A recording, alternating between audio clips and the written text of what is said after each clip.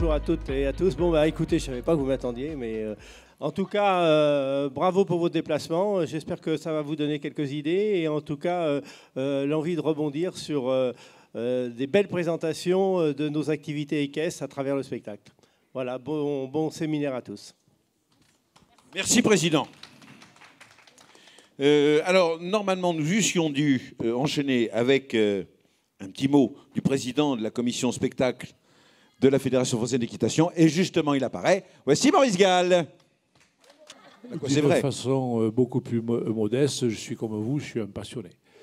Et comme tout passionné, on a envie que les choses évoluent, que les choses avancent. Et pour ça, on a besoin tous et les uns et les autres de se mettre dans un schéma et se mettre en route pour qu'on puisse développer les activités dans les centres équestres.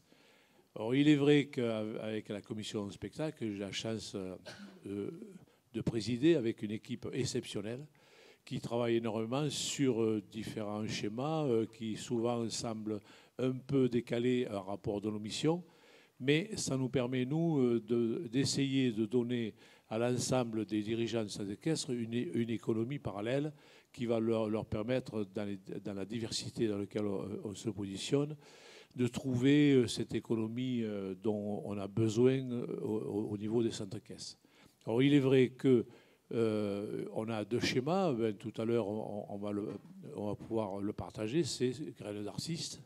C'est qu'en même temps, et Benoît Soumy va le présenter tout à l'heure, que les centres équestres deviennent également des lieux de spectacle, qui soient aujourd'hui un lieu de spectacle pour les municipalités. Et Benoît Soumy va vous en faire la démonstration que les choses sont faisables. Que derrière, on a Graines d'Artiste que vous connaissez, mais Graines d'Artiste, c'est quelque chose qui a du mal un peu à démarrer parce qu'il faut qu'on déclenche l'intérêt des centres équestres en rapport du schéma politique qu'on a mis en place. Ça veut dire quoi? C'est un centre équestre où on apprend à monter à cheval, une ville et les écoles de la ville. Alors tout ça, vous l'avez entendu parler, mais il faut qu'on rentre en application. Et aujourd'hui, on a plus de demandes de scolaires de l'éducation nationale que de centres équestres. Alors il faut qu'on en fasse l'analyse, c'est-à-dire qu'aujourd'hui, il y a une volonté de jeunes de venir vous accompagner dans la création de numéros ou toute autre chose, mais on a un véritable réservoir qu'on doit exploiter. Parce que quand les gamins, moi, quand je vais dans les écoles, qu'on discute du monde équestre, je vois que des yeux qui brillent. Ils ne vont pas tous monter à cheval. Mais il y a une possibilité éventuelle qui rejoignent et qui gonfle les centres équestres dans lesquels ils ont eu des actions. Je ne sais pas si tout le monde a vu le spectacle de Prenez Passion hier. Eh bien, il y a des choses qui sont vraiment extraordinaires. Vous êtes tous responsables. Ça veut dire responsable, c'est qu'il y a le quotidien à gérer, mais il y a surtout l'avenir à préparer. Et l'avenir passe bien sûr par le côté sportif, mais l'intérêt principal, c'est qu'on aborde aussi le côté culturel.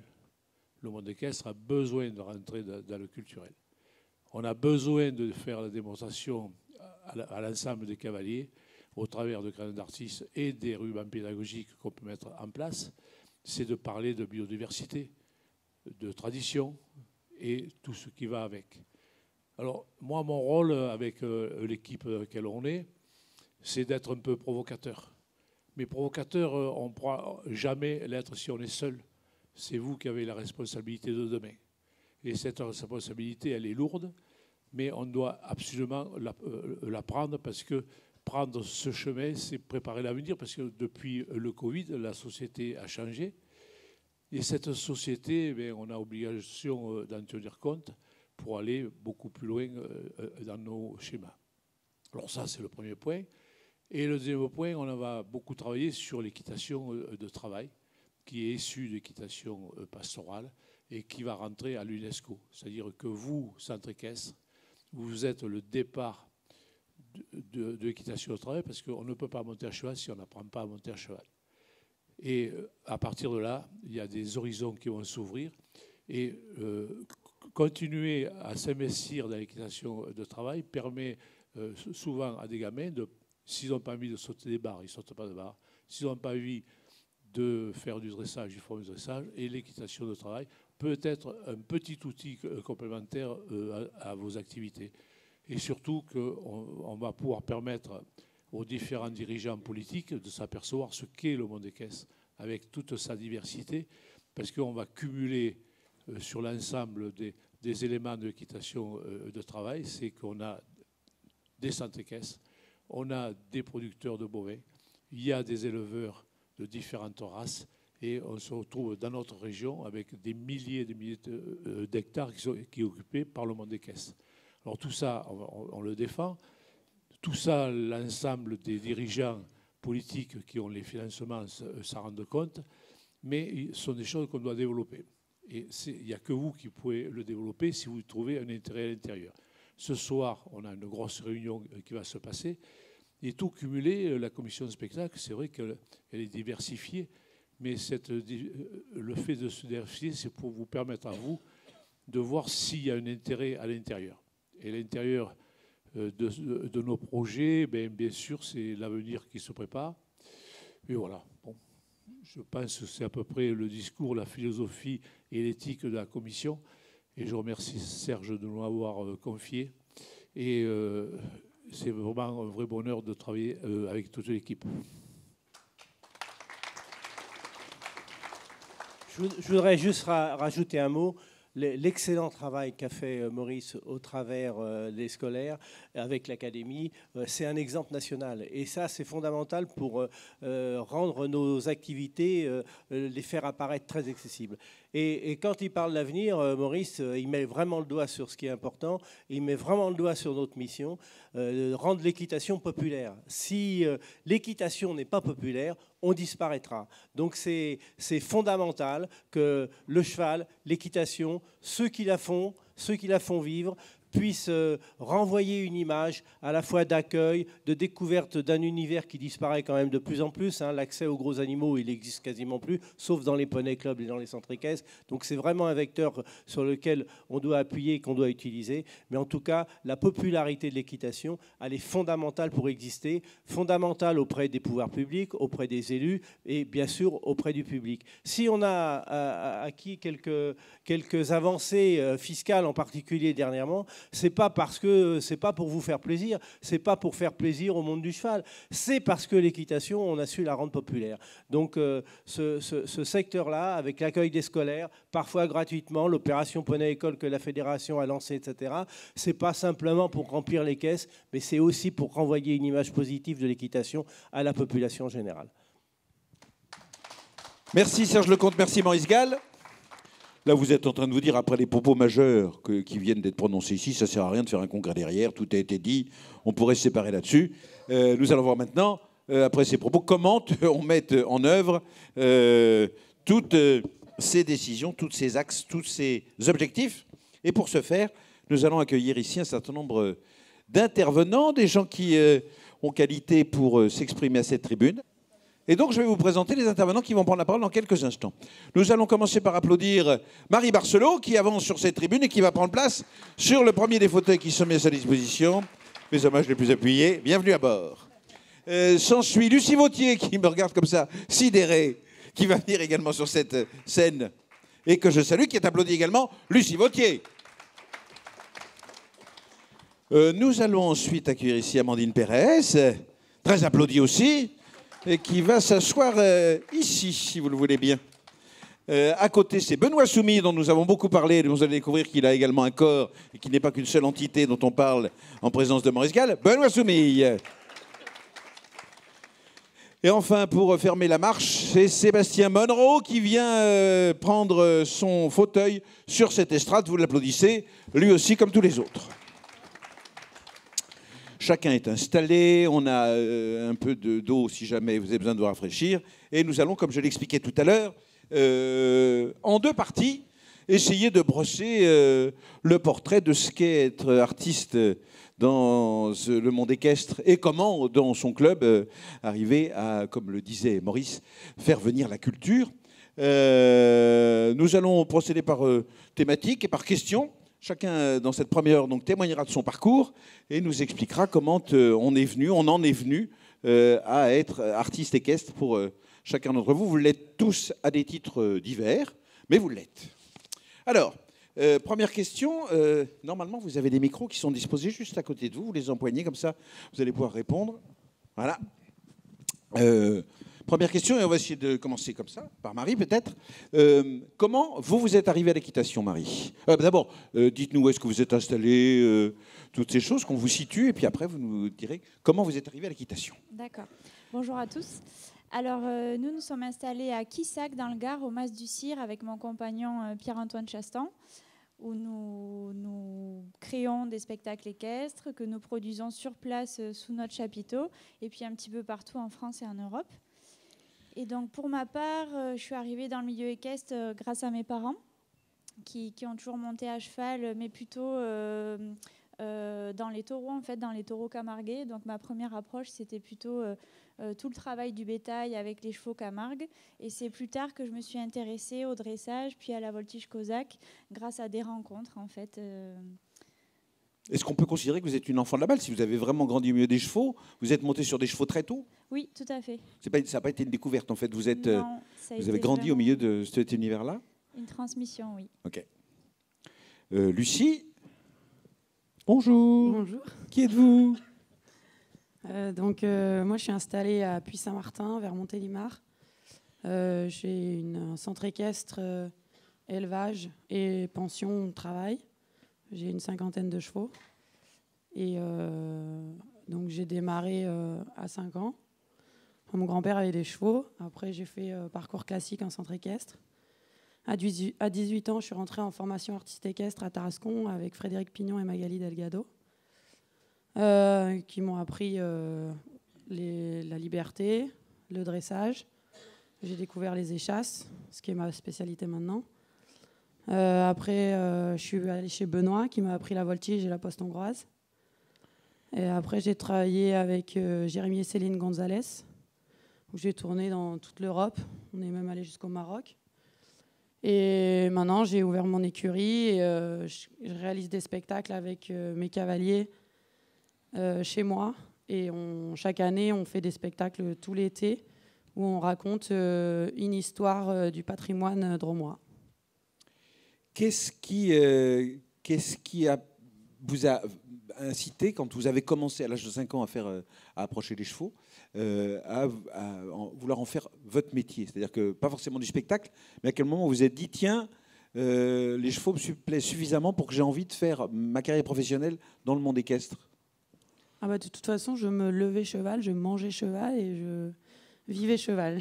Ce qui fait un bon métier. Je ratais les cours pour aller au cheval et je ne voyais pas autre chose, quoi faire d'autre, je ne voyais pas. Ça veut dire que vous avez fait, à un moment donné, vous avez fait une formation dans un lycée professionnel? Oui, j'ai fait collège option cheval, lycée option cheval, parce qu'à la base, je voulais faire ostéo équin. Oui. Donc j'ai fait un bac S, et il n'y avait qu'une formation, c'était en Angleterre, et c'était trop loin. Et je ne suis pas très forte en anglais. Et du coup, c'est ma mère qui a dégoté cette formation et qui m'a inscrit au casting, et j'ai réussi le casting. Donc j'ai fini mon bac, j'ai commencé 1 mois après les autres. Parce que du coup, c'était une formation à tout niveau. Moi, j'étais la plus jeune, j'avais 18 ans, et le plus vieux avait 54 ans. Et on était 12. Et du coup, j'ai fini mon bac. Le lendemain, j'étais en formation à Tarascon. C'est une formation, la première formation artiste équestre qui était menée par Maurice et Fabien Gall. Oui, c'est ça, c'est Maurice et Fabien qui l'avaient mis en place. Marie, je peux revenir vers vous. Vous vous êtes dit à un moment donné, assez tôt dans votre enfance, que vous vouliez faire du cheval votre métier? Non, pas au départ. Moi, j'ai toujours aimé le spectacle. En fait, je faisais de la danse, je faisais toujours des petits spectacles à la maison pour mes parents, sans arrêt, tout ça. Et plus tard, quand j'ai rencontré des personnes qui faisaient du spectacle équestre, je me suis dit, mais oui, en fait, c'est juste le moyen de mêler mes 2 grandes passions, c'est-à-dire le cheval et la représentation, finalement, et surtout la création. Moi, ce que j'aimais, c'était créer, imaginer, faire tout ce qui me passait par la tête. Et quel meilleur allié que le cheval pour s'exprimer finalement. En fait, vous êtes venu, alors on y reviendra tout à l'heure parce qu'on parlera de comment vous êtes arrivé au monde du spectacle équestre, mais c'était plus l'aspect spectacle qui vous intéressait avant l'aspect équestre? J'étais déjà cavalière et j'étais déjà passionnée de chevaux, mais le spectacle m'attirait déjà beaucoup sous toutes ses formes, disons. C'est indiscret de vous demander quel est votre cursus scolaire ou de formation pour arriver. Du coup, je suis arrivée assez tard. Je me suis professionnalisée très tard puisque donc j'ai toujours monté à cheval, j'ai passé mes galops, etc. En parallèle, j'ai passé un bac littéraire. Ensuite, je me suis tournée vers autre chose. Et ensuite, c'est quand j'ai passé mon BPGEPS à 25 ans. Que dans ma classe, il y avait... Il y a 15 jours. Voilà. Dans ma classe, il y avait Manon Perrin, qui fait du spectacle aussi, que vous connaissez certainement, qui était dans ma classe. Et quand je l'ai rencontré, on est devenus amis. Et puis, je lui ai dit, j'aimerais bien que tu me fasses essayer un jour la voltige. Et en fait, je suis tombée amoureuse de la voltige. Et c'est ça qui m'a fait mettre un premier pas dans le milieu du spectacle. Donc, à 25 ans. On arrête là, on y reviendra tout à l'heure. Amandine, à nous. Vous vous présentez, oui, c'est ça. Bonjour à tous. Donc, je suis Amandine, enseignante d'équitation indépendante. J'ai fait du spectacle équestre pendant plusieurs années. Là, c'est vrai que ça fait un petit moment que je n'en fais plus parce que je me suis orientée vers d'autres choses. Mais par contre, c'est vrai que j'ai beaucoup proposer à mes cavaliers le spectacle équestre en club et je pense que c'est pour cette raison essentiellement que je suis ici aujourd'hui. Donc pour le parcours, j'ai commencé l'équitation assez tard. Je ne suis pas issue d'une famille qui fait de l'équitation et qui même me freinait, ne souhaitait pas que je monte à cheval par peur de l'animal. Donc j'ai vraiment milité pour pouvoir faire mes premières heures à poney. Voilà. Donc, et du coup, vous avez commencé à quel âge? J'ai commencé vers 8-9 ans. Oui. Donc c'est plutôt tard. Que dire après? Déjà, c'est pas mal. C'est-à-dire que vous avez grandi en ville, vous avez grandi à la campagne. Enfin, non, j'ai grandi dans les Hautes-Pyrénées, donc c'est quand même un secteur très agricole et où on accède assez facilement à l'équitation. Mais il y avait ce frein-là, la peur de mes parents. Ah, c'était une peur? Ah oui, oui. Une peur des chevaux? Une peur des chevaux. Oui, d'accord. Donc, et donc, comment vous vous êtes dit, vous, à un moment donné, tiens, ça me plaît suffisamment pour que j'ai envie de faire ma carrière professionnelle dans le monde du cheval, sans forcément parler du spectacle, mais au moins dans le monde du cheval, il y a eu un déclic, il y a quelque chose qui a fait que... Alors, j'ai pas forcément eu envie de faire ma carrière dans le milieu du cheval, justement. J'ai fait des études d'éducatrice spécialisée et je souhaitais allier l'équitation, enfin le rapport aux chevaux et l'accompagnement des personnes en situation de handicap. Donc, c'est pour ça que je me suis professionnalisée dans ce milieu-là. Je suis experte fédérale Equihandi, justement, sur ces missions cheval et handicap. Oui, donc votre approche était plus une approche d'éducatrice qu'une approche de cavalière. Exactement. Après, à titre personnel, j'ai découvert le spectacle équestre un jour pour mon anniversaire. Après des années à avoir fait de l'équitation, on m'a offert un repas spectacle équestre dans un cabaret. Et là, je me suis dit, c'est génial, j'ai vraiment envie de faire ça. Je faisais du théâtre, mais parler face à un public, ça ne me convient pas du tout. Ça se voit sans doute, je suis très mal à l'aise. Au moins, avec les chevaux, je n'avais pas à parler. Oui. Donc, j'ai fini par devenir propriétaire de mes propres chevaux. J'avais déjà commencé à faire du dressage canin. Et en fait, ça se voit là sur les photos que vous avez. J'ai décidé d'associer le dressage des chevaux et celui avec les chiens. Donc, mes numéros ont commencé comme ça. J'ai commencé à créer des petits spectacles avec les chevaux et les chiens. On y reviendra tout à l'heure. Merci Amandine. Benoît Soumille.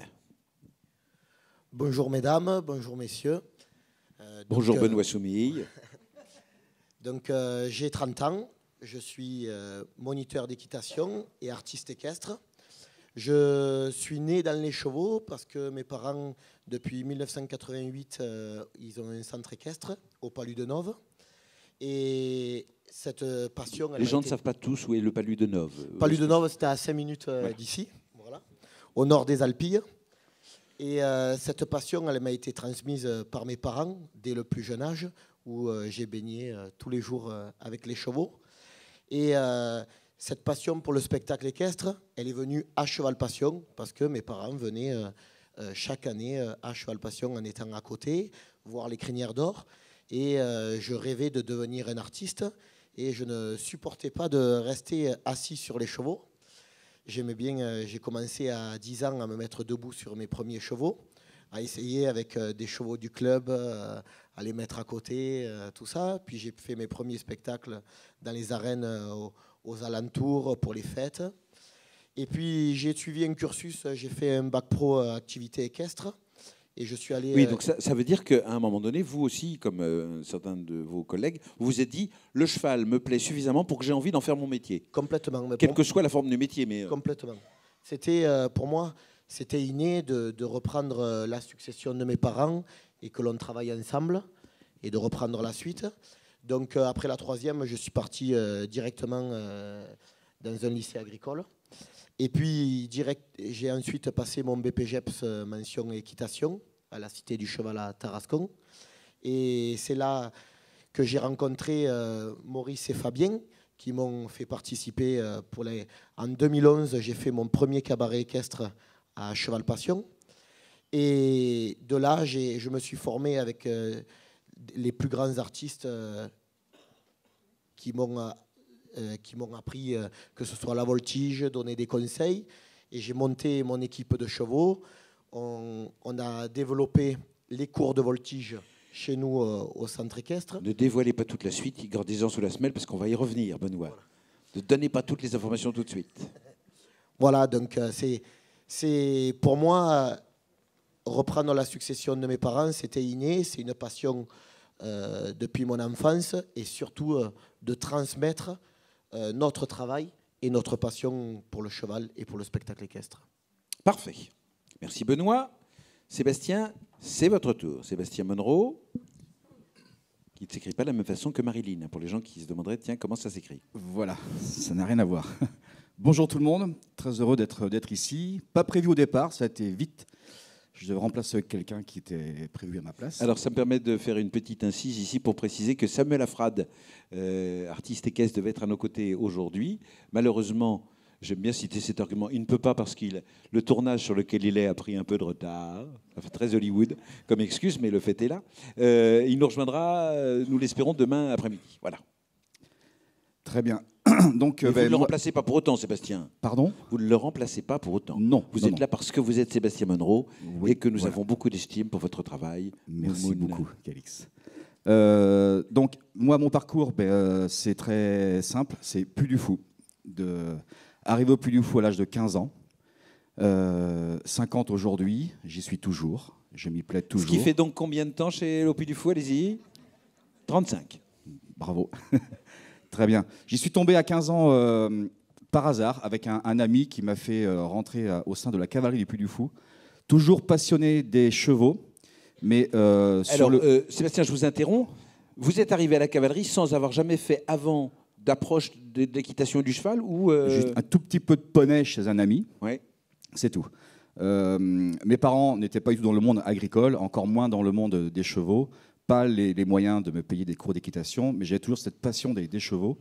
Et par le biais d'un ami, j'ai réussi à rentrer dans la cavalerie du Puy du Fou en tant que bénévole pour le spectacle de la Cinécénie, où là j'ai tout appris. 90, ouverture du parc, du grand parc qu'il est aujourd'hui. Avec une équipe de copains, nous faisions un petit peu de voltige pour s'amuser la semaine. Et on a créé le spectacle équestre à l'époque, la première année, toute première année. Les saisons au parc, à côté bénévole aussi à la Cinécénie en tant que cavalier. Les saisons jusqu'en 93. Donc l'hiver à l'école, j'ai un BEP de soudeur, voilà, j'ai rien à voir dans les chevaux. Totalement autodidacte dans ce métier. Et donc l'hiver, l'école, l'été, les saisons au parc. 93, j'ai été appelé sous les drapeaux, parce que je suis d'une génération où on partait encore faire le service militaire. Retour de mon service militaire en juillet 94. Je rempile sur une saison, et fin de la saison, on me propose de signer un CDI, parce que le parc évoluait, donc il fallait faire évoluer la cavalerie.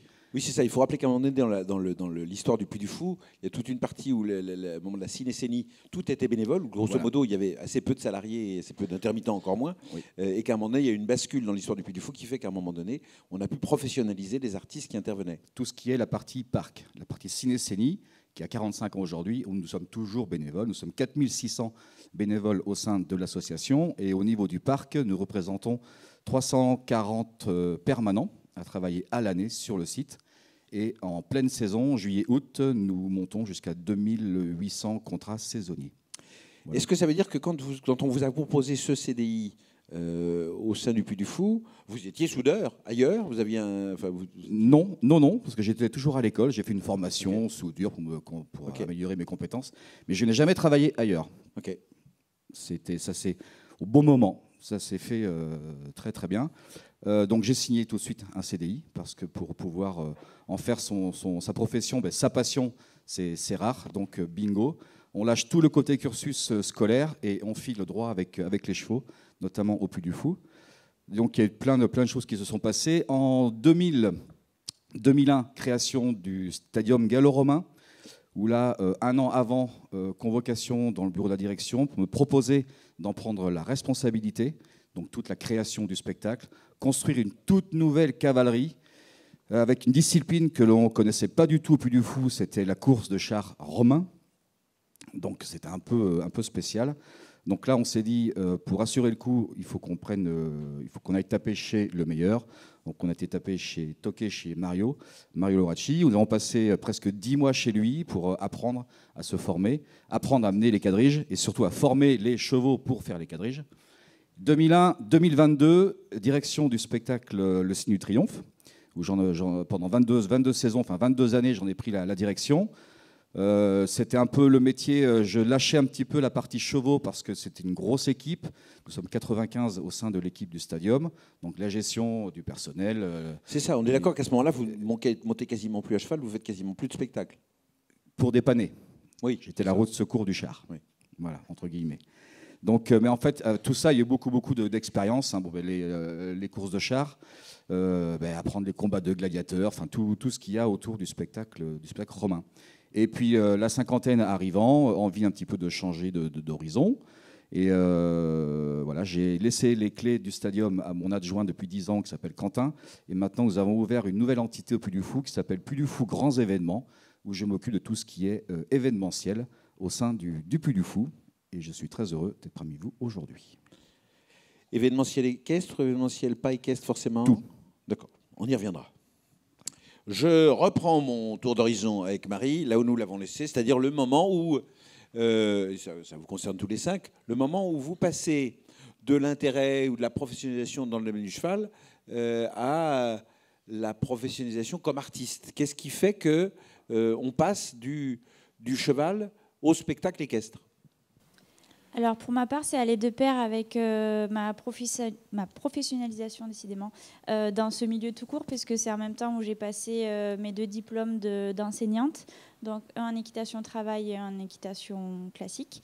Et donc en parallèle, comme je disais, grâce aux rencontres que j'ai fait en formation, j'ai commencé à me former à la voltige. Bon, le dressage, je m'y intéressais déjà, je commençais déjà à me former depuis quelques années avec divers dresseurs. Et donc ensuite, on se lance en fait. J'avais déjà des chevaux du coup pour l'école d'équitation. Et ce qui est drôle, c'est que mes premiers chevaux de spectacle, c'était des chevaux que j'avais achetés à la base pour donner des cours en fait pour l'enseignement pour mon école d'équitation. Et voilà, certains avaient plus de capacité pour la voltige, d'autres pour le dressage. Et je faisais aussi un petit peu de commerce. Donc dans les chevaux que je rentrais pour le commerce, certains je les revendais, certains je leur voyais des qualités pour certaines disciplines et certains numéros. Donc j'ai décidé de les garder, de continuer à les dresser, à les former. Et donc quand on commence à avoir une petite cavalerie, on se lance, on propose. Alors au début, c'est pas glorieux. Hein, c'est ça la question que j'allais vous poser, c'est quoi les premiers contrats ? Parce qu'à un moment donné, il faut passer le cap, quoi. Donc mon tout premier spectacle, je m'en rappellerai toujours, c'était pour un comité des fêtes dans une manade, dans une toute petite arène. Je crois que j'aimerais pas revoir les images parce que forcément... Eh bien, ça tombe bien, nous les avons retrouvées. Voilà, il n'y avait pas beaucoup de technique, il y avait de l'idée, mais voilà. Et donc petit à petit, on se professionnalise au fil des années, au fil des rencontres qu'on fait, parce que c'est vrai que dans le milieu équestre, il y a quelques formations, mais c'est aussi beaucoup aller voir d'autres artistes, d'autres professionnels pour se former. C'est ce que j'ai fait, puis beaucoup en autodidacte aussi. Et donc voilà, petit à petit, en fait, on s'améliore et puis on démarche beaucoup au début. Je démarchais beaucoup les comités des fêtes, les mairies, les municipalités. Oui, parce que vous avez commencé, logiquement, vous avez commencé localement, en fait, globalement. C'est ça, très localement, c'est autour de Quissac. Bien sûr, comme disait Benoît tout à l'heure, dans les arènes aux alentours, souvent pendant des fêtes taurines au départ, parce que c'était un réseau que je connaissais, que j'avais grâce à mes parents. Et petit à petit, on fait ce qui est moins pareil, facile à faire quand on est du côté de Dunkerque ou C'est ça. au fin fond de la Bretagne. Voilà. Les fêtes taurines sont moins nombreuses. Donc c'est beaucoup de démarchage au début, beaucoup de travail évidemment. Bon, ça reste le cas évidemment. Et petit à petit, c'est les gens qui vous appellent. Et puis là, on commence à rentrer vraiment dans le professionnalisme et c'est très motivant pour la suite. Très bien. Lucie, vous, même chose, comment est-ce qu'on passe de l'intérêt pour le cheval au spectacle équestre en se disant tiens, je vais en faire mon métier?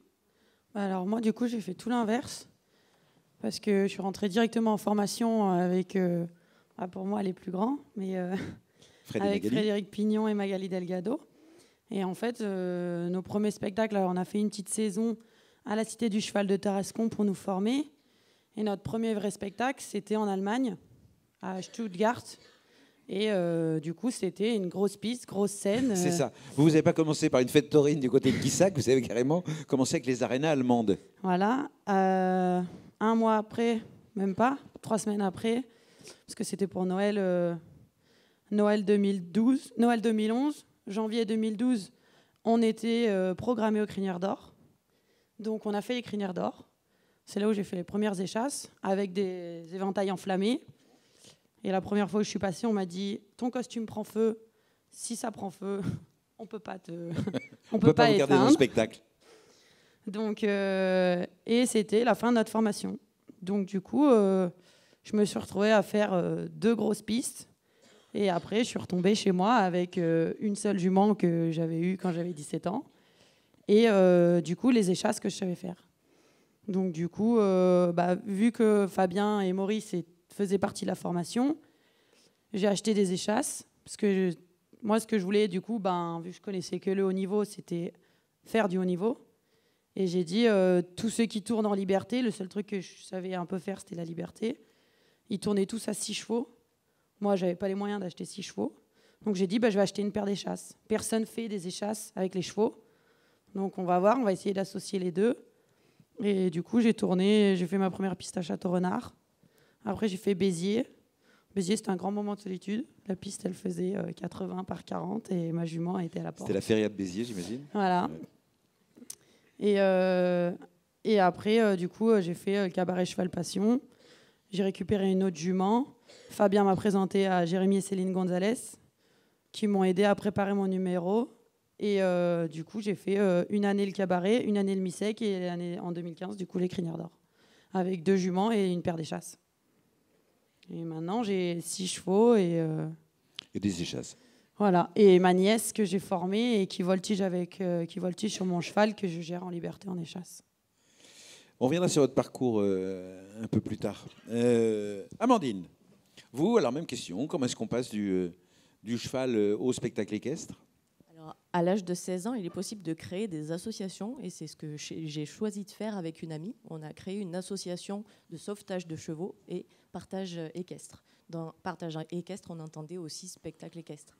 Donc on a commencé à monter nos premiers petits numéros avec ces chevaux justement issus de sauvetage et on s'est permis de les présenter à des fêtes de club. Donc nous, notre porte d'entrée, ça a vraiment été les centres équestres. On s'est rapproché des centres équestres pour commencer à tester nos numéros. Et une fois que ça a été fait, on est allé dans les arènes et les petites fêtes de village où, même chose, on a présenté par vidéo ce qu'on faisait. J'ai la chance d'avoir grandi dans les Hautes-Pyrénées où il y a le superbe festival Equestria, Festival européen de la création équestre que Maurice a géré pendant quelques années. Et mon objectif avec mon ami, c'était vraiment un jour, on fera Equestria. Donc à Equestria, il y avait ce qu'on appelle la piste ouverte. Donc tous les artistes amateurs qui le souhaitent viennent pendant une semaine présenter leur numéro. Il y a une sélection. Et à la fin de la semaine, les 10 meilleurs numéros de la semaine participent du coup à une représentation sur la grande piste. Et à l'issue de ce concours, en quelque sorte, une sorte de concours de spectacle équestre, le cavalier qui gagne pouvait participer à la nuit des créations l'année suivante. La nuit des créations étant le grand spectacle. Le grand spectacle, d'Equestria. un peu comme ici à Cheval Passion, les Crinières d'Or. C'est ça. Et donc la première fois que je l'ai fait, c'était en 2007. Après, je l'ai fait en 2009. Et en 2010, j'ai accédé à la finale et j'ai pu du coup remporter le trophée piste ouverte pour la première fois. Je n'ai pas pu participer au spectacle de l'année suivante. Il y a eu des modifications. Mais j'ai retenté quand même le coup. 2014, j'ai regagné la piste ouverte. Et en 2015, j'ai pu accéder du coup à la piste centrale au gala qu'il y avait l'année suivante. Voilà. Donc comment je suis rentrée dans le milieu professionnel, dans le spectacle équestre. Cette grande piste, ensuite, m'a permis d'avoir des personnes qui sont venues spontanément vers moi. Et j'ai pu faire la cérémonie d'ouverture du Madrid Longines Horse Week. Donc voilà, Madrid, écurie royale à Cordoue. Et ça m'a fait me balader un petit peu partout en France et en Espagne essentiellement. D'accord. Benoît, ça va nous donner l'occasion peut-être d'éclairer un peu la lanterne de nos auditeurs et des personnes qui nous regardent sur ce qui s'est passé à Tarascon, puisque vous avez tous les deux été à Tarascon. Pendant que j'étais en formation BPGEPS, Fabien et Maurice m'ont fait rencontrer Frédéric Pignon et Magali Delgado. Et je leur ai présenté mon premier numéro de poste hongroise à 4 chevaux. Et ils ont décidé de m'intégrer dans leur spectacle, dans un numéro de feu avec mes 4 chevaux. Donc j'ai participé à tout cet été de spectacle qui m'a permis de me former et de me mettre en route. Et je suis parti aussi en Allemagne avec eux, avec mes 4 chevaux, toute l'équipe et Lucie, en Allemagne, où c'était ma première grande piste. Et ensuite, Maurice et Fabien m'ont proposé de faire le cabaret équestre à Cheval Passion. Et de là... Alors peut-être qu'on peut préciser pour les personnes qui vivent leur premier Cheval Passion, il y a plusieurs possibilités de présenter ici des numéros ou des spectacles. Il y a évidemment les Crinières d'Or qui est le moment le plus prestigieux, le MISEC que vous verrez demain matin qui est plus professionnalisé et destination de programmateurs. Et puis il y a dans la soirée, après les spectacles des Crinières d'Or, et même pendant le spectacle des Crinières d'Or, au cabaret équestre, la possibilité pour des artistes qui débutent ou des artistes qui ont conçu un petit numéro, qui ne sont pas forcément professionnels d'ailleurs, de présenter le numéro en question. Complètement. Donc j'ai pu me tester et attaquer vraiment seul en piste au cabaret équestre avec mes 4 chevaux, avec une poste hongroise à 3 chevaux et une poste hongroise à 4 chevaux. C'est là où j'ai commencé à me faire connaître et à avoir quelques petits contrats. Puis on a développé aussi au sein de notre centre équestre une fête du club où on organisait un repas spectacle et où on a pu préparer des élèves tout au long de l'année pour cette fête du club. Et ensuite, par rapport à ces fêtes du club, on n'a eu que des éloges, c'est bien ce que vous faites, il faut continuer. Et on a décidé de développer ça l'été chez nous. Voilà. Et tout le long de l'année, de former nos élèves dans différentes disciplines pour pouvoir monter un spectacle chez nous. On en reparlera ultérieurement, mais effectivement, vous avez cette caractéristique qu'à la fois, vous êtes un club, enfin un centre équestre, et en même temps une salle de spectacle. Enfin, c'est ça. On est l'exemple de Marie, mais oui, c'est ça. On a à peu près 150 licenciés, et du coup, on forme à la fois dans les disciplines classiques, mais aussi dans l'orientation spectacle avec nos élèves.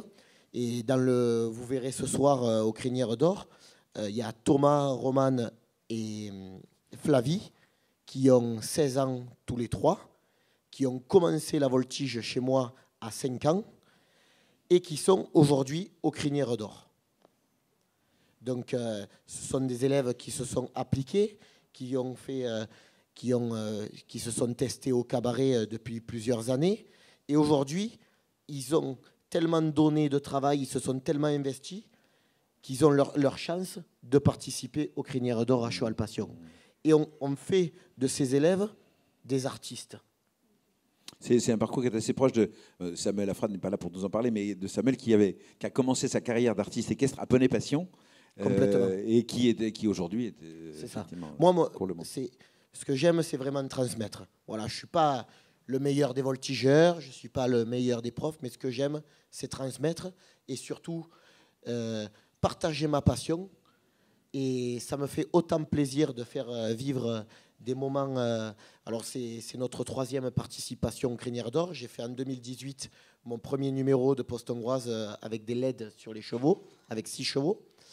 J'ai pris complètement une autre branche dans laquelle je me suis formé et Fabien et Maurice m'ont dirigé avec l'Académie Cheval Passion où je me suis formé dans le théâtre, où j'ai été accompagné dans l'expression de soi. Donc, parce qu'aujourd'hui, on a le spectacle et l'équestre. Et aujourd'hui, on va être beaucoup à vouloir faire de grosses compétences équestres, mais on va oublier le mot spectacle qui est devant. Et ce mot spectacle, il permet aujourd'hui de se former à toute autre discipline de l'art du spectacle et de l'intégrer dans nos numéros. Et j'ai pu me former, j'ai toujours aimé faire le comique. Et j'avais monté un petit numéro au cabaret équestre et Maurice et Fabien me dit mais pourquoi tu fais pas ça? C'est ta voix. Et j'avais du mal à le croire. Et j'osais pas. Et j'ai franchi ce pas. Et pendant 1 an, on a préparé un numéro comique où on a pris avec Vérane. Alors Vérane, pour l'exemple, elle travaille pour moi à l'année. Elle est venue se former pour prendre des cours de voltige. Elle était monitrice, on a le même âge. Et elle me dit, voilà, moi j'ai envie de venir travailler avec toi parce qu'il y a du spectacle. J'adore faire des cours, mais j'adore le spectacle, j'ai envie.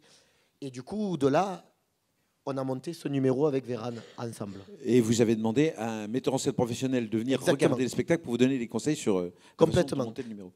Gérard Mantelat-Joly, qui a le théâtre du Chien qui fume à Avignon. C'est un grand menteur. C'est une grande figure du Festival d'Avignon, c'est ça? Oui. C'est ça, exactement. Et il nous a formés et il nous a aidés. Et la première fois, il nous a aidés on avait déjà un peu l'histoire et il nous a aidés à écrire ce numéro. Quand on a lu le papier, je me suis dit, je ne vais pas faire ça quand même. Non, c'est la honte. Eh bien non, on l'a fait.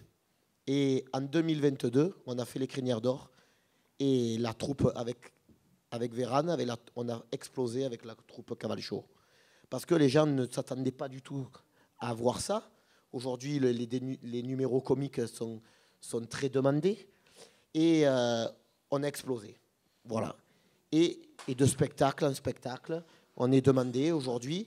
Et c'est ce qui nous motive à former, à développer. Donc, bien sûr, quand j'ai commencé, j'avais 4 chevaux. Maintenant, j'ai 30 chevaux de spectacle et qui sont à la fois très polyvalents, qui font à la fois du dressage, de la voltige. Mais aujourd'hui, on a formé une cavalerie qui est très polyvalente parce qu'on ne peut pas se permettre, on a beaucoup de chevaux, mais on ne peut pas se permettre d'avoir un cheval pour ci, un cheval pour ça. Vous ne pouvez pas avoir, vous, dans votre centre équestre. Donc, on a des chevaux. Hier, à Poney Passion, par exemple, on avait des chevaux qui font des promenades à cheval l'été, des défilés folkloriques qui nous servent pour l'élevage et qui font des cours pour des adultes et des enfants. Et ça, on a vraiment on a développé un élevage au sein de notre écurie. Aujourd'hui, on a plus de 150 chevaux et je m'installe cette année enfin jeune agriculteur pour pouvoir développer encore plus cette partie-là. Et on aime transmettre à nos élèves le dressage, la relation avec nos chevaux et surtout la relation où on part de poulains qui vont naître à la maison jusqu'à la suite et à les mener en piste. Et vraiment, il y a tout un énorme parcours. Ça paraît énorme, mais avec ça, c'est tellement facile. Et moi, ce qui me passionne, c'est de transmettre, comme on dit, l'œil équestre, vraiment transmettre cette passion et ce feeling. Oui, ça marche bien, il faut bien le reconnaître. Merci Benoît. Le parcours, comment vous le regardez aujourd'hui, le parcours qui a été le vôtre par rapport à la situation qui est la vôtre comme artiste équestre aujourd'hui? Comment vous évaluez les choses? Comment vous envisagez l'avenir? Comment vous envisagez de créer un spectacle? Quel est le rapport au statut d'artiste équestre?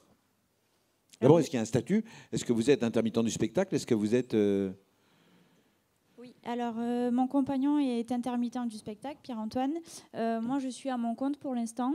Et d'ailleurs, cette année, là, je vais changer statut pour devenir intermittent.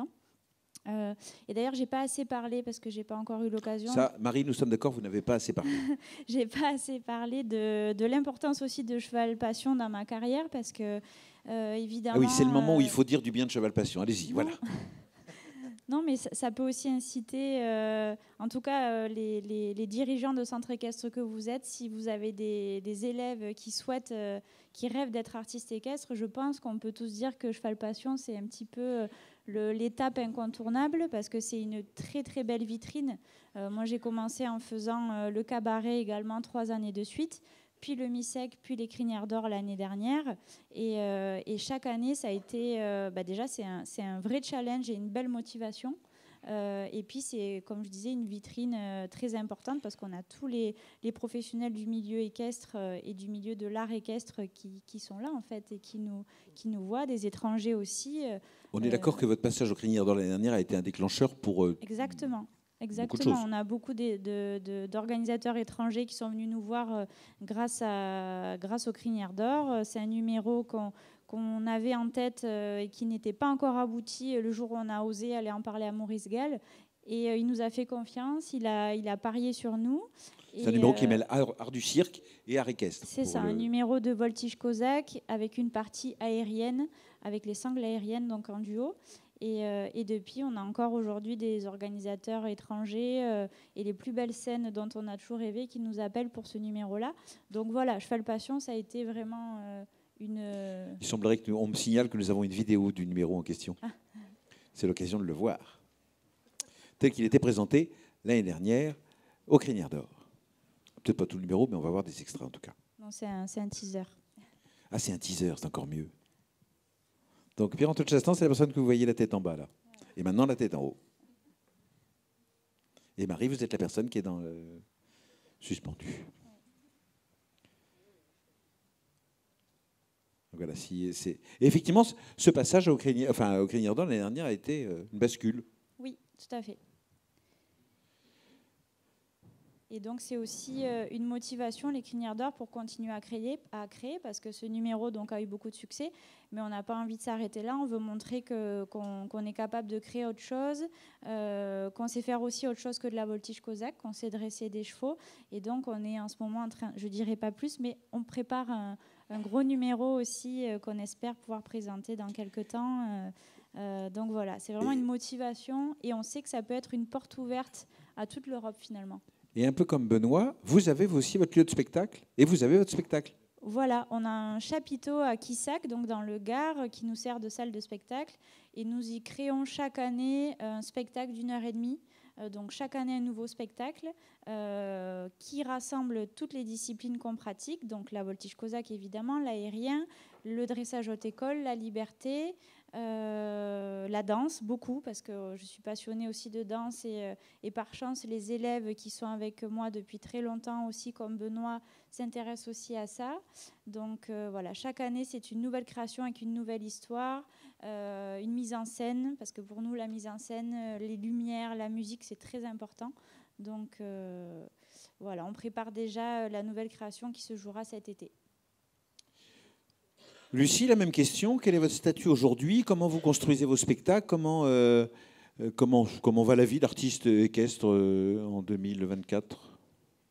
Alors moi, je me suis installée, j'ai fait 3 saisons au Haras du Pin en tant qu'artiste équestre. La dernière, c'était en 2020. Bon, on a eu le Covid, donc c'était compliqué. Mais du coup, je suis revenue m'installer chez moi. Et le truc, c'est que moi, je suis toute seule à gérer les 50 chevaux, faire le foin, faire les spectacles.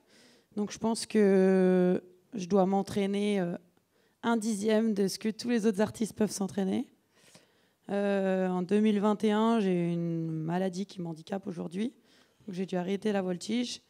Et du coup, c'est un peu plus compliqué pour s'entraîner. Et donc, je crée encore des numéros. Après, tout le monde dit que les échasses, c'est joli, mais moi, j'ai jamais vendu à l'étranger. Donc, ça ne doit pas plaire aux étrangers. Mais bon, c'est pas grave.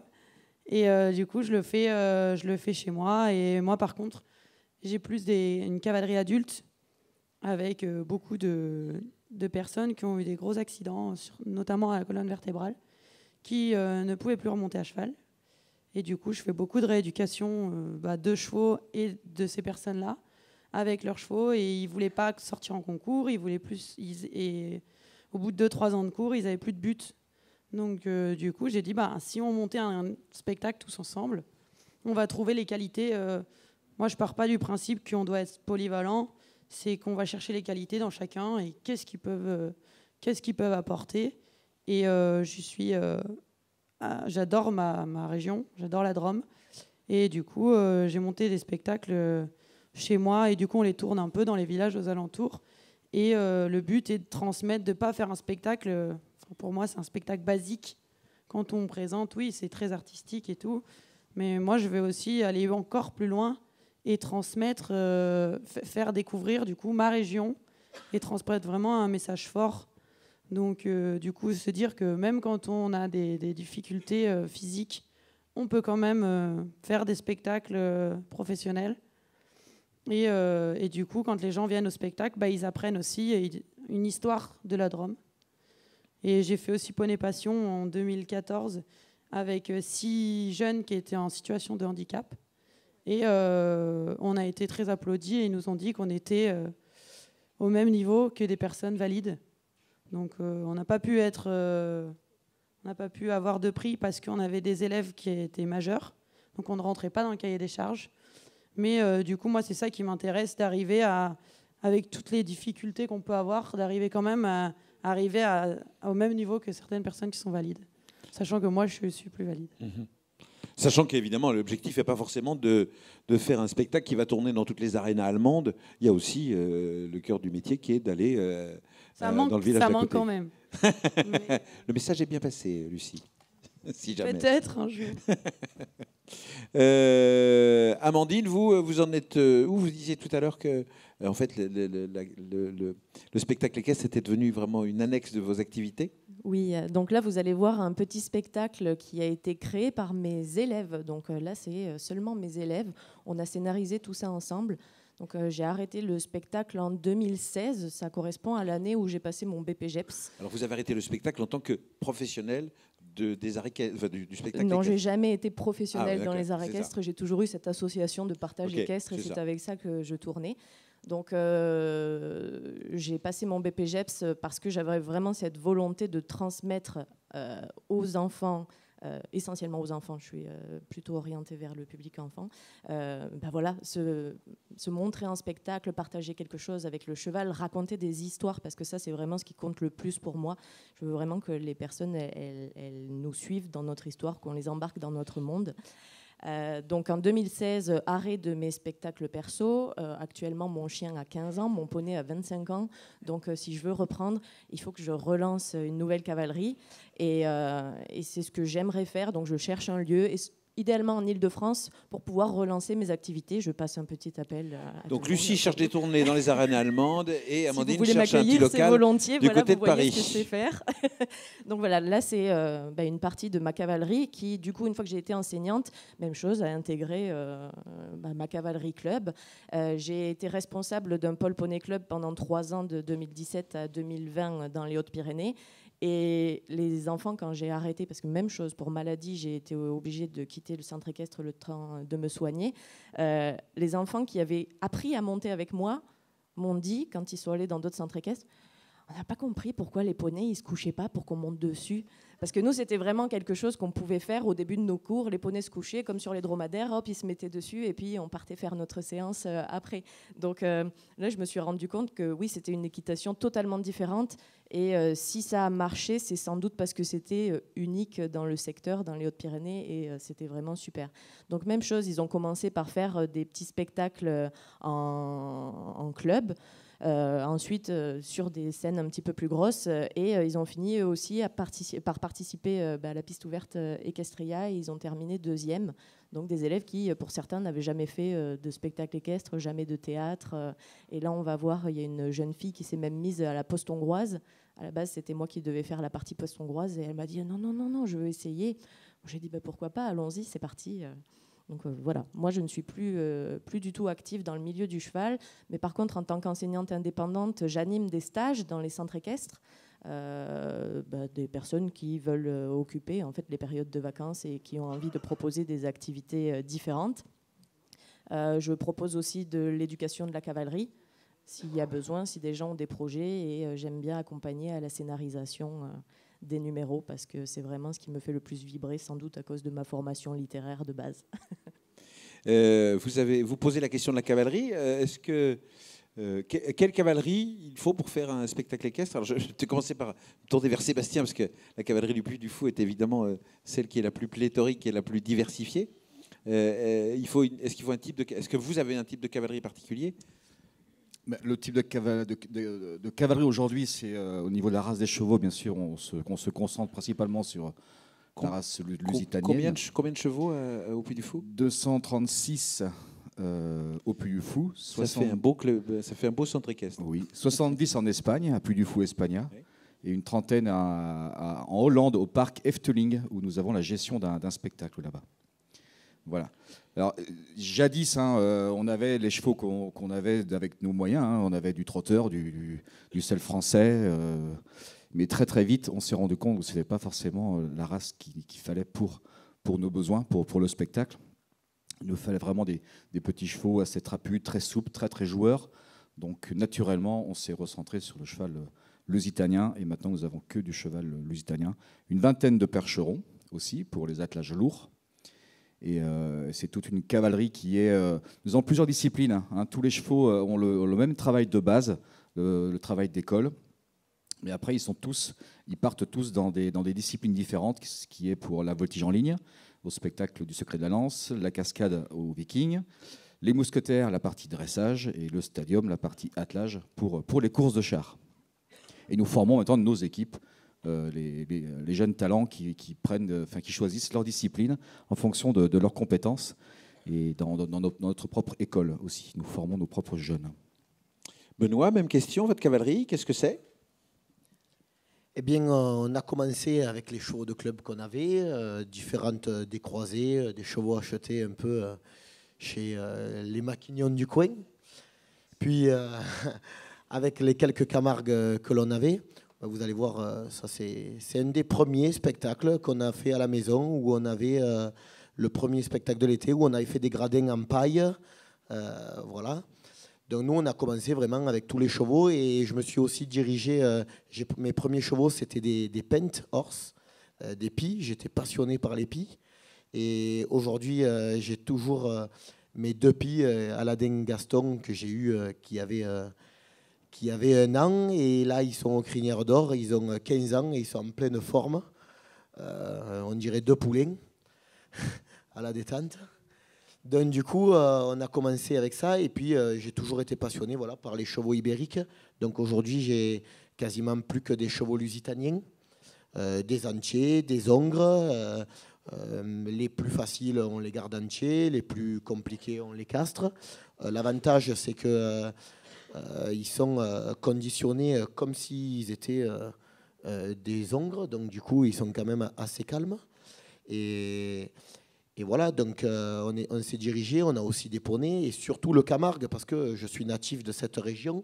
Et donc on apprend aussi à nos cavaliers, pas que la voltige, mais aussi à nos cavaliers la montane amazone. Donc on a développé des cours d'équitation en Amazone qui nous permet de vendre des numéros. On était il y a quelques mois à Équitalion, où on a fait le grand spectacle. On a mené 60 chevaux Camargue, où on a fait tout un tableau avec des Amazones, des juments dextres, le saut de cheval à cheval, la poste hongroise. On est le numéro unique équestre avec différentes disciplines, avec le cheval Camargue. Voilà, c'était vraiment notre but. L'avantage pour nous, on n'a pas de chevaux. C'est vrai que on n'a pas de chevaux de selle, mais si on en avait eu, on aurait pu. Moi, je pense qu'aujourd'hui, ok, des lusitaniens, mais je pense qu'il faut votre spectacle, il peut se faire avec tous les chevaux que vous avez aujourd'hui et prendre. N'anticipez pas sur la deuxième partie, vous donnerez vos bons conseils sur les chevaux qu'il faut avoir pour faire un spectacle équestre, Benoît, s'il vous plaît. Je me tourne vers Marie et vers Lucie. Vous, votre cavalerie, qu'est-ce que c'est aujourd'hui? Moi, c'est aussi essentiellement des ibériques, lusitaniens et pure race espagnole. Et on a également un cheval comtois pour la voltige jockey, la voltige de cirque, tous les debout, les saltos, etc. Nous avons 7 chevaux de spectacle. Ok. Lucie? Alors, moi, je travaille avec des juments parce que j'ai un élevage de poney welsh et de chevaux espagnols. Et du coup, donc, j'ai un ongre qui fait la voltige et qui travaille au milieu des juments. Et sinon, c'est toutes les juments. Et je les ai un peu récupérés. Je récupère un peu tous les chevaux qui vont pas bien. Et ben du coup, qui sont compliqués ou trucs comme ça. Et ben celui-là, on te le donne. Et ben celui-là, je le récupère par là. Celui-là, on n'y arrive pas. Du coup, ben, je fais avec. Et là, maintenant, mes premières juments ont 18 ans. Moi, je ne suis pas du principe à les garder jusqu'à 25 ans en piste. Et du coup, elles vont commencer à être à la retraite. Donc, en parallèle, elles font les poulains. Et du coup, maintenant, j'ai une nouvelle cavalerie que je suis en train de former. Et c'est que des pouliches maison. Je garde aussi les filles. Et comme ça, j'ai un roulement de mères qui poulinent généralement en février. Comme ça, les poulains font les spectacles avec nous l'été. Et les juments ont assez, je ne sais pas comment on dit, postpartum. Oui. Voilà, sans que ce soit de la maltraitance. Et du coup, c'est un avantage d'avoir des poulains maison parce que ça se dresse tout seul, quoi. On gagne 2-3 ans. Et ce qui permet aussi, j'ai acheté un étalon de couleur.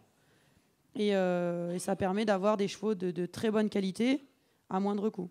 Des chevaux qui vaudraient 15-20 000 euros, ben on les fait naître à notre maison et allez, on a peut-être 500 000 euros de saillie, mais c'est toujours vachement plus pratique. Et même maintenant, avec les talons maison, les talons m'ont coûté un peu d'argent, mais du coup, j'ai tous les pouliches qui sont gratuites. Donc, Et par contre, moi, ce que je veux, c'est avoir des chevaux de qualité. J'ai commencé avec des chevaux de moyenne qualité. Des chevaux un peu bien, mais très compliqués. J'ai eu un cheval autiste qui était très très compliqué. Et du coup maintenant, j'essaye d'avoir des chevaux un peu plus qualiteux. Dernière question, oui, avant de passer aux questions du public sur cette partie, vos témoignages personnels. Il y a évidemment dans le spectacle équestre, comme dans tous les spectacles, le rapport au public. Est-ce que c'est important? Est-ce que ça n'a aucune importance? Est-ce que c'est un moteur? Est-ce que c'est un frein? Marie? C'est primordial d'avoir un public réceptif, je veux dire, parce que nous, c'est notre plus belle récompense, au-delà de la satisfaction d'arriver à créer une connexion et une complicité avec nos chevaux sur scène, parce que moi, mon premier moteur, c'est ça, c'est la relation avec mes chevaux. La suite, ce qui arrive tout de suite derrière, c'est la relation avec le public. Quand on a des spectateurs qui viennent nous voir à la fin du spectacle, qui nous disent qu'ils ont eu les larmes aux yeux, je crois qu'il n'y a pas meilleure récompense. Ça récompense toutes les heures de travail, toutes les difficultés qu'on a pu rencontrer, les échecs aussi. Et la réaction du public est importante. Je peux prendre l'exemple de Genève. On a fait la grande scène de Genève il y a 2 mois au CHI. C'était une scène qui était immense. On a fait le duo que vous avez vu sur la vidéo et en fait on était tellement loin du public et on avait un retour de musique tellement puissant qu'on n'entendait absolument pas les réactions du public et ça m'a énormément déstabilisée parce que j'avais l'impression qu'ils ne nous applaudissaient pas du tout et qu'ils ne nous regardaient pas ou qu'ils s'en fichaient et du coup la performance est vraiment différente. Et voilà, c'était une parenthèse pour dire que la relation au public est vraiment très très importante, en tout cas pour moi. Lucie, même question, le public? Oui, le public est très important. C'est autant pour nous que pour les chevaux. Alors moi, je sais que mes juments, si le public n'applaudit pas, elles vont faire un passage médiocre. Si le public est vraiment à fond, les juments vont se donner 10 fois plus. Et c'est vrai que avec Jérémy et Céline, on a fait tous les plus gros CSI et c'était très compliqué parce que la piste est immense, personne n'applaudit.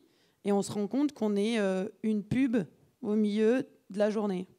C'est-à-dire que pendant qu'on faisait notre numéro, ils installaient la piste d'après où ils préparaient les remises des prix. Et du coup, c'est des pistes qui sont très compliquées parce qu'on a 0 retour public.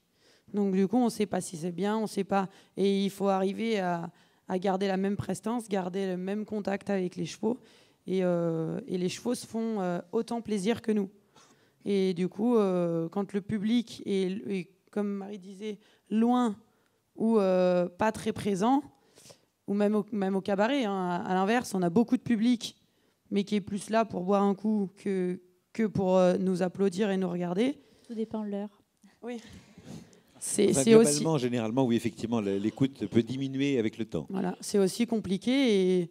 Mais par contre, arriver à faire lever le public du cabaret, et ben là, on se dit que notre numéro vaut quelque chose. Parce que pour que les gens s'arrêtent et applaudissent, il en faut. Ouais. Amandine, le public? Alors, tous mes numéros sont des numéros comiques. Et je pense que... On appelle ça dans le métier le syndrome Benoît Soubille. D'accord, ravie de l'apprendre. Je pense que comme ma famille n'était pas équitante, en fait, de toute manière, la technique équestre, ils ne la voyaient pas et ça ne les intéressait pas. Donc, dans mes créations, ça s'est retrouvé. J'ai cherché à d'abord les faire réagir eux et les faire accrocher. Donc, ce support histoire, ça vient sans doute voilà, de la famille. Et quand je les transposais du coup sur scène avec le public, c'est vraiment pour moi voilà, transmettre de la joie, entendre les rires, parce que vraiment les gens rigolent ouvertement pendant ces spectacles et ça me fait extrêmement plaisir. Je pense que mes numéros, je les ai essentiellement créés pour le public et en faisant très attention à ce qu'ils pouvaient ressentir. Et il y a toujours eu des phases de test où voilà, on se présente dans les clubs, on se présente au cabaret et puis ça monte petit à petit en espérant que ça touche tout le monde. Donc plus on monte sur des grosses scènes, plus il faut rajouter de techniques pour aussi plaire voilà, aux équitants qui sont là. Ça m'a permis d'évoluer dans ma pratique, mais voilà, le retour public essentiel et d'autant plus, je pense, quand on fait du comique. Au moins, quand on fait du comique, si ça rigole pas, on sait très bien qu'on s'est raté. C'est un bon indicateur, oui, effectivement. Benoît, pour votre comique? Complètement. Le retour, moi, ce que j'aime vraiment, c'est partager après le spectacle avec le public et vraiment demander le ressenti. Et puis voir si les gens viennent te féliciter, c'est que le numéro a plu. Si les gens ne viennent pas te féliciter, c'est que le numéro n'a pas plu. Et vraiment... de prendre vraiment tous les conseils. Je suis quelqu'un qui se remet énormément en question. Et j'aime énormément partager. Et j'ai toujours envie de bien faire et de jamais décevoir. Donc du coup, je me remets énormément en question. Et pour moi, écouter le public, c'est très important. Prendre tous les conseils. Après, ils peuvent être bons ou mauvais. Mais avec ça, on refait notre sauce. Et vraiment être dans tous nos numéros, d'être dans de la création. Parce qu'aujourd'hui, faire ce que font déjà les autres, c'est faire du copier-coller. Et pour moi, je ne pense pas que ce soit intéressant et très valorisant pour nous. Donc, c'est comme ce soir, vous verrez au Crinière d'Or, on est dans complètement une nouvelle création de discipline aussi. Donc, c'était pour nous vraiment d'appuyer, d'aller toujours au-delà, toujours de créer, d'essayer de faire de la recherche. Et de prendre, parce que cette idée-là, elle m'a été donnée, on l'a eu avec Fabien, mais on en avait déjà parlé il y a plusieurs années. Je crois qu'on peut dire de quoi il s'agit. Il s'agit de faire de la poste hongroise et de la voltige cosaque en même temps. Exactement. On a 4 chevaux, on a 3 attelages de 4 chevaux. Et en fait, on a créé un système dans les selles de voltige où passent les longues rênes. Et en fait, les voltigeurs voltigent sur les 2 chevaux de devant que nous avons à la volée. Donc, nous touchons à la fois la voltige, à la fois l'attelage et à la fois la poste hongroise.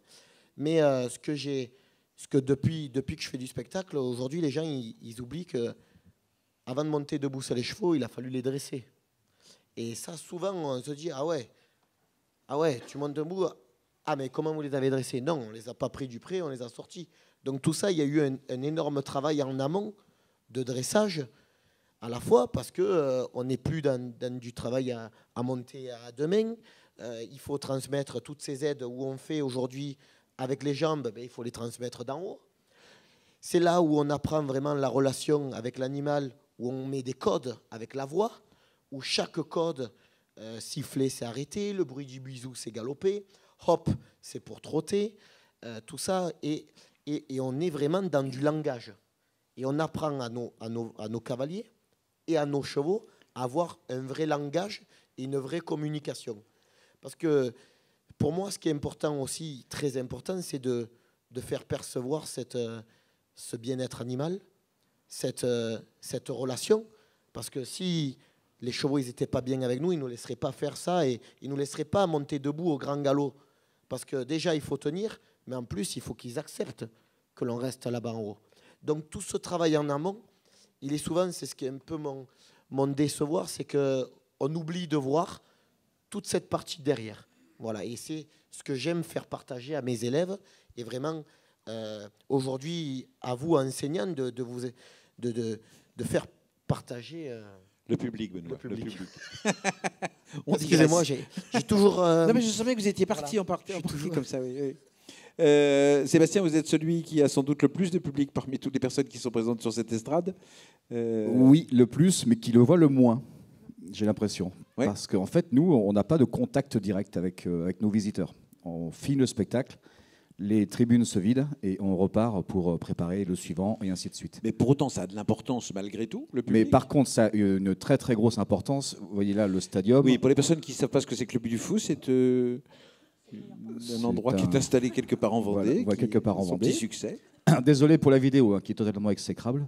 Mais voilà. Oui, parce que vous n'avez pas de moyens de communication ou très peu, donc on a pris une image d'iPhone. En Vendée, on n'a pas encore... c'est ça, oui. Ça. On est encore à la 2G.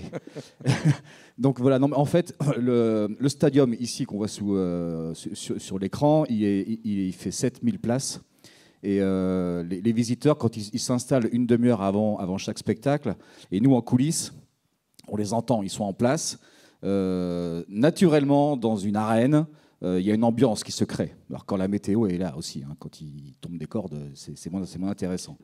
Et en fait, il y a une ambiance qui se crée, il y a une espèce d'émulsion. Souvent, il y a une holla qu'il y a. Nous faisons un pré-show avant le spectacle. Il y a vraiment une ambiance qui se crée. Et nous, cette ambiance-là de nos visiteurs est vraiment très perceptible au niveau des coulisses et au niveau des écuries aussi. Et ça nous chauffe pour le spectacle. Parce que notre piège, si j'oserais dire, au Puy du Fou, c'est qu'en fait, nous répétons les spectacles énormément. Et comme le stadium, ce spectacle, nous le faisons 320 fois en l'espace d'une saison. C'est très répétitif. Et ça devient au jour le jour un petit peu, on ne va pas dire rengaine, mais le spectacle de 14h, c'est le même que celui de 17h. Et c'était le même que celui de 11h le matin. Au mois de juillet comme au mois de septembre. Exactement. Et de avril jusqu'à novembre, aujourd'hui.